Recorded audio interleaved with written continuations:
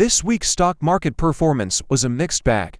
On the bright side, the weekend news of postponed tariffs on the EU gave stocks a boost. On Tuesday, the Nasdaq surged 2.47% and the S&P 500 climbed 2%.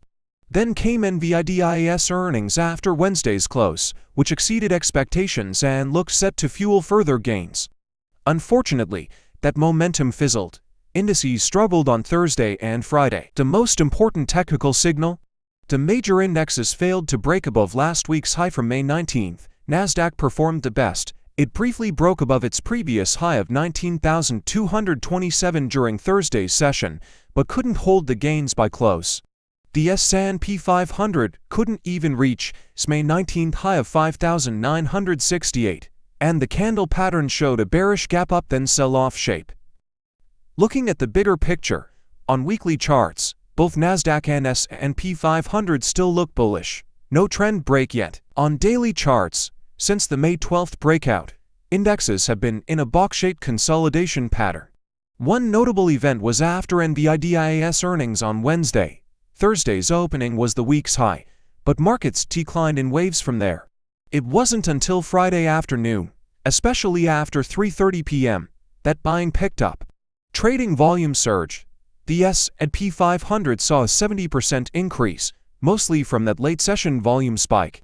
Without it, we'd have likely seen a continued drop. This abrupt volume shift altered the short-term technical structure quite a bit.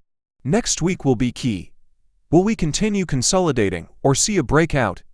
For now, we're still bullish into July, but any major negative surprise would call for a strategy pivot. NVIDIA Execs cashing out over $1 billion, fleeing the scene, or just good timing. Just as NVIDIA's AI narrative keeps dominating headlines, its top brass has been quietly staging a kite-flying competition, selling shares by the billions like it's a Wall Street Olympics for the rich. CEO Jensen Huang is leading the charge. He plans to sell 6 million shares by the end of 2025, at Friday's price of $135 per share. That's a whopping $810 million. This isn't his first rodeo. He sold the same amount last summer 2024. Cashing out $713 million at an average price of $118.83. This time, just from price appreciation, he'll pocket nearly $100 million more. AI doesn't just compute, it prints money. CFO Colette Kress isn't sitting out either. She plans to sell 500,000 shares, cashing in roughly $67.6 million. She had a previous round of selling too, netting $61.7 million at a slightly lower price. Clearly, she's not just good at numbers, she's also got perfect exit timing. Director Brooke Sewell is going big, planning to sell 1.15 million shares by July 13th, which would bring in about $155 million. Last time he sold shares was May 2024. Just 1,438 shares at $1,117.72 each, for a cool $1.6 million. The guy is a sniper seller, small, precise, and wildly profitable. So, are they bailing out? Not really.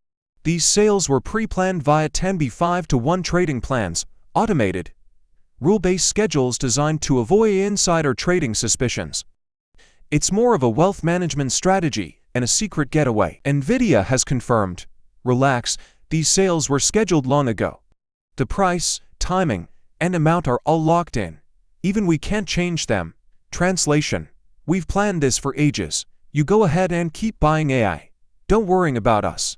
And don't forget, the earnings were solid.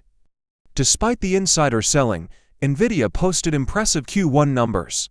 The guidance for next quarter was a tad conservative, but markets still liked what they saw. Shares jumped 5% in after-hours trading post-earnings. But the stock dropped anyway on Thursday and Friday. Tech spoke sell the news reaction. Daily charts showed increased volume with bearish candles, high opens, lower closes, signaling profit-taking. The weekly trend remains intact though. The long-term outlook is still positive. Bottom line: Jensen and Co. aren't running away. They're just cashing in on the AI boom legally and strategically. This AI bull still has legs, but its riders are slowly grabbing chunks of cheddar on their way up. Can you blame them? If you had $1 billion on paper, Wouldn't you want some of that tin cash too? Palantir's super database. Is the US government creating a national brain? Palantir PLTR shot up 7% and hit a record high. Everyone's hyped like it's another day of tech saves the world. But this isn't just another AI data analytics win.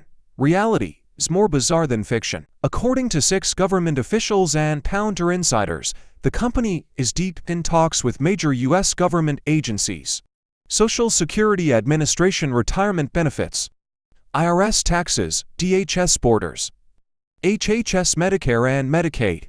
Basically, Palantir's Foundry platform is becoming the government's favorite tool. It takes seemingly unrelated data streams and blends them into one big AI stew. What's the endgame? A mega database that's cross-agency, cross-platform, maybe even cross-your-grandma single quotes s-favorite-bingo-site, a single source of truth where the next US president, say, Trump, can look up your bank accounts, student loans, medical claims, disability applications. Think of it as a giant national Excel spreadsheet, and Palantir is building it. Enter Elon Musk. His government efficiency task force is backing this. The team has ex-Palantir employees, and Peter Thiel's fingerprints are all over it. Feels a lot like when a new boss takes over and fills the office with buddies from his last job. Bottom line, Palantir isn't just riding an AI hype wave, it's building the data backbone of the US government. If AI is the future, PLTR might be holding the keys to the national brain. Elon Musk quits politics. Can Tesla catch a comeback bonus? On May 30th, Elon Musk announced he's stepping back from Trump's advisory circle and returning to his role as CEO full-time. Tesla shareholders gave a collective sigh of relief. Finally, he's back to work. But will it help Tesla? SpaceX is thriving. Starlink is connecting the globe, but back on Earth, Tesla's sales are falling, and shareholders are sweating. Yes, Musk's past political ties gave Tesla some advantage, faster approvals, favorable policies. But now, even he's criticizing Trump's tax policies, calling them reckless. He's done donating, saying he won't throw $300 million at Republican candidates this year. Markets didn't care. Despite Musk's back-to-business speech, Tesla stock stayed flat. Wall Street wants action, not words. Since December, Tesla shares are down 25%. Investors hoped Musk's Trump connection would fast-track robo-taxi approvals, but instead, sales are weak, politics are messy, and his controversial behavior is scaring people off. To turn it around, Tesla needs real moves. The product lineup feels stale, and competition is intense in China, the US, and Europe. Even worse, Tesla's valuation is sky-high, a 165x forward P/E, more expensive than NVIDIA and Microsoft. Still, some believe in Musk's ultimate weapon, autonomous driving, worth trillions if it works. Chart-wise, on May 27th, Tesla broke above a resistance level, but failed to hold it in the following 3 days. The breakout looks weak, and prices are nearing support at $347. We'll need to watch for a real next leg breakout, especially with more robo-taxi news expected in June. Bottom line, Elon's back at work, and that's a sentiment boost. But investors need more than tweets and photo ops. Tesla must deliver real results to win back the market. Reddit's joining the Russell Index. Is now the time to buy the dip? Reddit, the internet's most chaotic, meme-loving, all-night browsing platform, is about to join the Russell 3000 Index on June 27th. What does this mean? It means Reddit will be part of thousands of mutual funds and ETFs by default. Whether you buy growth funds, small-cap bundles, or total market ETFs, Reddit will sneak into your portfolio soon.